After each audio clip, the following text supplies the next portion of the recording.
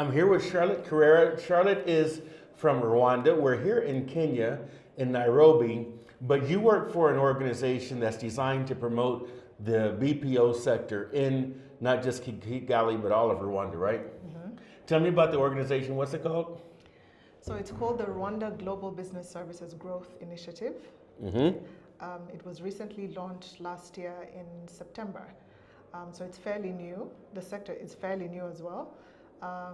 But because we've seen traction, and obviously because we have the challenge of youth unemployment, given that 70% of our population is under 30 or under 35, this sector presents a unique opportunity to create jobs at scale, which effectively addresses the unemployment challenge, but also enables young people to sort of develop skills that are transferable. So there's growth opportunities within the BPO sector and the ITO sector actually, because for a person who starts out as a developer, they then grow into junior developer, senior developer, and ultimately could even become an entrepreneur and even employ other Rwandans. So there's a good career projection internally, but also for anyone who would be interested in pivoting, the skills that these kids are learning, things like communication, voice projection, and just empathy and just how to engage or communicate with international audiences. These are skills that can be transferred to tourism sector, to academia, and any other sectors. They're life skills really, more than they are unique to just BPO. So tell me, I visited Rwanda. I was very impressed. A lot of times, some countries suffer from a bad reputation. I think Rwanda, fortunately, doesn't really have that challenge. Rwanda just does not have much of a reputation at all when it comes to a destination for foreign direct investment in the services sector. What does Rwanda have to offer when it comes to when companies are looking at site selection and they're deciding on locations where they want to invest or where they want to set up operations in the service sector, the tech sector? Why Rwanda? What does Rwanda have to offer? Rwanda has a lot to offer any investor. One of the most important considerations for any investor is political stability and the business environment. Rwanda checks both those boxes. Because there's a bit of the perception about Africa in general, people don't have accurate information, and so a big part of my job is to change perceptions, to showcase that Rwanda is not just about the genocide against the Tutsi in 1994, but that we have come a long way, we've made a lot of progress, and that it's ripe for investment. Government has put in place several measures to create an investment-friendly climate. Particularly for this sector, government has put in place incentives which include deductions on corporate income tax. We also have no restrictions on foreign ownership, so anyone that's interested in setting up shop, really it's straightforward. In terms of ease of doing business, we have been ranked second in Africa and 38th in the world. And really, registering a business takes 6 hours. I'm pretty sure that globally, that's unbeatable. We've kind of set the record. As far as skills go, our government has partnered with STEM universities like the Carnegie Mellon University, who now have a campus in Rwanda, in Kigali. We also work with institutions like the Coding Academy, which is targeting young people while they're still young and quick, and teaching them how to code. Because as you know, with the impending, or rather the current changes really, with AI and different current trends in the tech sector, it's important that young people are trained in software development, cloud engineering, and coding to make sure that we stay competitive. I would also say for this sector, connectivity is key.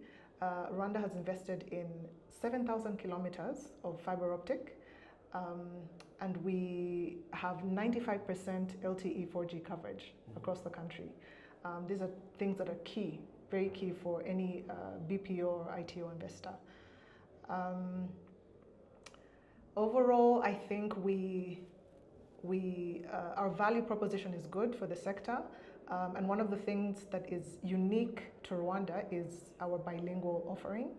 Rwanda was previously Francophone, but adopted English or added English to our language of administration, and this came in the lead up to our joining of the East African Community, which really just was a way for us to keep up with regional trends, international trends, and later on was a big factor in our joining of the Commonwealth. I see. So now tell me about how big is Rwanda in terms of population as a country, and then the capital city, Kigali, how big is Kigali? And then tell me about is there a talent pool outside of the capital city? Right, so our population at the moment is about 13.7 million. Okay.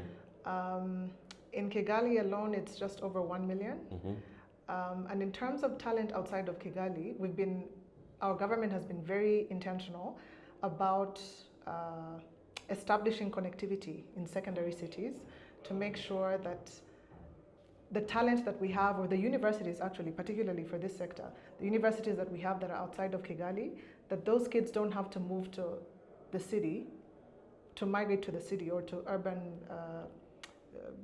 cities for them to get employment. We've been intentional about taking jobs to them and promoting these cities as having all the necessary infrastructure in terms of the real estate and the digital infrastructure to make sure that young people have jobs within their communities as opposed to having to leave to go to the city to get jobs. What are some success stories that you can mention in terms of companies that are already operating? I mean, we're here in CCI's new facility in Nairobi, here in Kenya. CCI, Marty Rowe, that we both know, has been a pioneer in developing African markets as a supplier of outsourcing services around the globe. So we have CCI. I think that there are some other companies I remember during my visit to Rwanda. What are some other examples of companies that have had success operating out of Rwanda? So we have a couple of bigger ones. CCI in particular was one of the first movers. They currently employ about 670, having only started, I believe, last year, 2023. Okay. So we've made significant progress. Martin Rowe sits on our board, and he's informed on sector sort of updates. We also have TTEC that's going live in July. TTEC is a big competitor of CCI, but what that indicates is they see potential in Rwanda. They see a business case for their business and for their business model. And it bodes really well for us in terms of investment promotion. When we're out there promoting, doing roadshows about Rwanda, when you mention global brands like CCI Global or TTEC, or Tech Experts actually, who was, I believe, the first BPO to set up in Rwanda right after COVID. These are all brands that make the case for BPO investment in Rwanda, and showcase that the talent is there and that it's a viable business in Rwanda. What industry sectors are you all targeting, or what are the high priorities for you all right now when it comes to the types of businesses that you want to attract, maybe the geographic regions that where you've had success? Mm-hmm. So, because in terms of scalability, Rwanda doesn't offer numbers. Mm-hmm. This is one of our biggest challenges. But one of the ways that we've thought to mitigate that is to focus more on the niche, higher end sort of job families. So software development, cloud engineering, software engineering, these types of jobs. As you know, these are higher skills and higher in salary. And like I said at the beginning of the interview, Rwanda has invested heavily in developing talent from the academia perspective. Also in our plans is the Kigali Innovation City, which is underway, which is essentially not very different from Tatu City. It's an IT sort of hub where we'll have different industry players sort of housed in the same community, which in terms of cost, setting up cost, is subsidized for a lot of these companies, because in terms of like infrastructure and talent, really, you have the advantage of a location that services the same industry or the same needs, really, because they're all in the IT sector.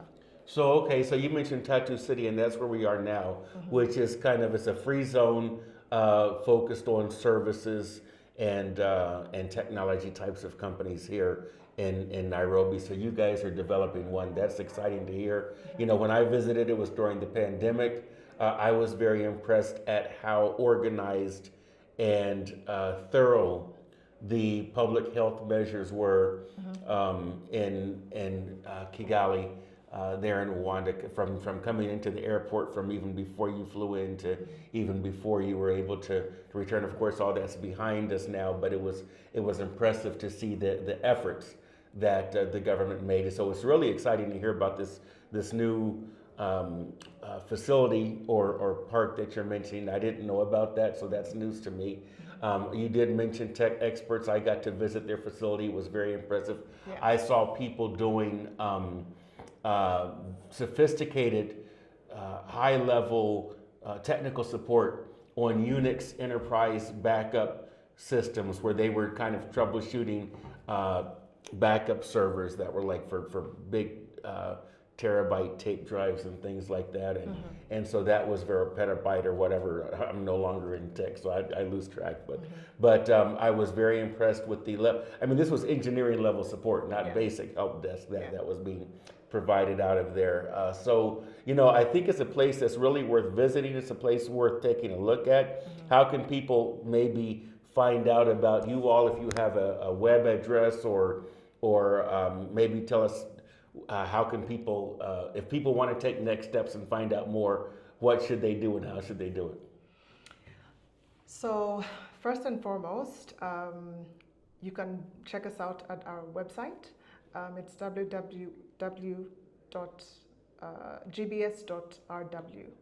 So very exciting to hear about what's going on down in Rwanda. I hope to get back soon to visit and to look into what you guys are doing. And so I want to thank you for your time, and let's keep in touch and stay on top of what's happening in Kigali and in the rest of Rwanda. Loren, I'd like to thank you for the opportunity to have this conversation and showcase what's happening in Rwanda. But before we conclude the conversation, I'd like to highlight an event that's upcoming next month that we're organizing. We're doing a conference and roadshow in Germany in partnership with our funding partners, who are GIZ. And essentially, this conference is to showcase what's happening in the ITO space, particularly in Rwanda, even if there will be some bits on the BPO side of things. But yeah, we have a lot of German companies that have invested in Rwanda in terms of skilling, so not just creating jobs, but offering training in different ITO sort of subjects. So things like cloud engineering, app development, software development. We have companies like Wolf, who have subsidiaries set up in Rwanda and are employing very high caliber talent. I believe the company is called Ojemba. We've also worked with people like Amali Tech, Test Solutions, and all of these are international companies, particularly German companies, that have invested in Rwanda, that understand that it's safe to do business in Rwanda, and that have found that this high-level talent is comparable to international talent. And so with that said, yeah, we are heading to Berlin June 5th and we are keen to meet with different clients, different providers, vendors, to make sure that for a lot of people who don't know what Rwanda has to offer, that we are taking Rwanda to the world. Great, great. That's amazing. So GIZ, as we would say in the U.S., is a German. It's kind of like USAID. Yeah. And so it's Germany's way of kind of promoting diplomacy and helping to develop economies throughout the world. And you know, they've got some talented people. I know Elvis used to be with them, but then also, you know, I can speak to Rwandan talent. We did a pilot a couple years back with a company called WEC, led by Dr. Innocent Rusagara. It was amazing, the talent there. Yeah. I can speak to it. So the infrastructure was more than adequate and such. And so, you know, it's been great. And so we're looking forward to being able to continue to learn more about what's happening in Rwanda, staying in touch and following the development as the country continues to mature and move up the value chain when it comes to foreign direct investment, especially in the global business services sector, the outsourcing sector from voice to IT to back office. So keep an eye on Rwanda. I think there's going to be more good things to come.